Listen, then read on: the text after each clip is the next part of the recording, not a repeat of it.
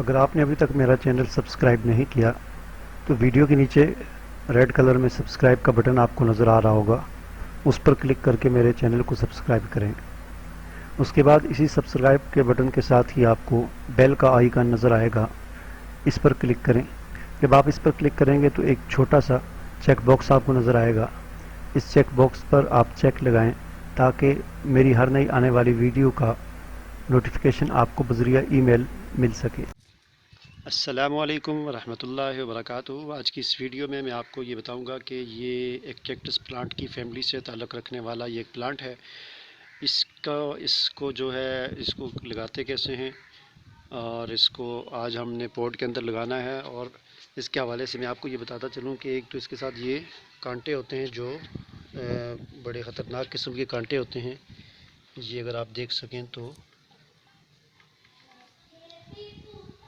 یہ ہے، اور یہ کانٹا ہے، بڑے تیز کانٹے ہوتے ہیں۔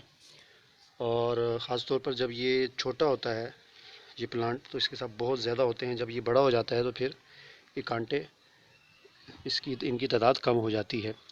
تو یہ جو کیکٹس فیملی سے تعلق رکھنے والا یہ جو پلانٹ ہے، اپونٹیا اس کا غالباً نام ہے، اور یہ بڑا سخت جان پلانٹ ہے۔ یعنی آپ اس کی سخت جان ہونے کا اندازہ اس بات سے لگائیں کہ ابھی جون کا مہینہ ہے، سخت گرمی ہے، اور اس سخت گرمی میں اس کو یہاں سے یعنی کہ اس کے درخت سے یہاں سے کاٹا گیا ہے، اور کاٹنے کے بعد تقریباً 8 دن گزر چکے ہیں، اور ابھی تک 8 دن گزرنے کے بعد بھی کٹی ہوئی حالت میں یہ پڑا ہوا ہے اور بالکل تر و تازہ ہے۔ یعنی کتنی سخت جان چیز ہے کہ 8 دن گزرنے کے بعد بھی یہ ابھی تک بالکل صحیح ہے اور تر و تازہ ہے۔ اور ابھی میں اس کو 8 دن کے بعد اس کو میں پوٹ میں لگاؤں گا، اور یہ یہیں سے گروتھ کر جائے گا اور لگ جائے گا۔ تو اس کو پوٹ میں لگانے کا طریقہ یہی ہے کہ سب سے پہلے تو پوٹ میں اس کے نیچے آپ کوئی پتھر وغیرہ رکھ دیں سوراخ پر، تاکہ سوراخ میں سے مٹی باہر نہ نکلے۔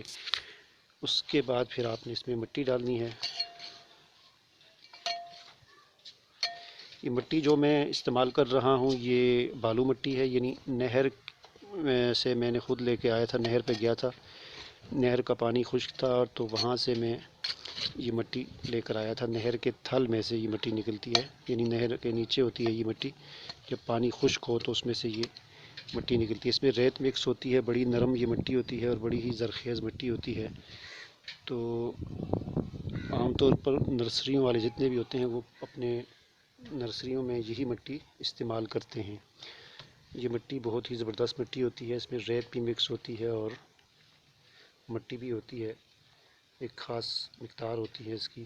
اس مٹی کی سب سے اہم خوبی یہ ہوتی ہے کہ یہ مٹی سخت نہیں ہوتی، اور دوسری اس کی خوبی یہ ہوتی ہے کہ یہ پانی کو جو ہے اپنے اندر زیادہ دیر تک جذب کر کے نہیں رکھتی، جس سے پلانٹ خراب نہیں ہوتے۔ خاص طور پر یہ والا جو پلانٹ میں ابھی لگا رہا ہوں یہ میں نے پہلے بھی لگایا تھا 5-6 مہینے پہلے، اس وقت مجھے اس کی کیئر کرنے کا صحیح طریقہ معلوم نہیں تھا، تو میں عام پودوں کی طرح اس کو بھی پانی دیتا رہا، زیادہ پانی دیتا رہا، تو اوور واٹرنگ کی وجہ سے اس کا جو یہ پتا جو ہے سمجھ لیں جو بھی ہے یہ ختم ہو گیا تھا، کیونکہ زیادہ پانی لگنے کی وجہ سے یہ ختم ہو جاتا ہے اور یہ گل جاتا ہے اندر سے۔ تو اس وقت مجھے اس بات کا علم نہیں تھا، تو اس طرح وہ میرا ضائع ہو گیا۔ تو ابھی یہ میں نے اور منگایا کہیں سے، تو ابھی مجھے اس کا تجربہ ہو چکا ہے کہ اس کو پانی زیادہ نہیں لگانا۔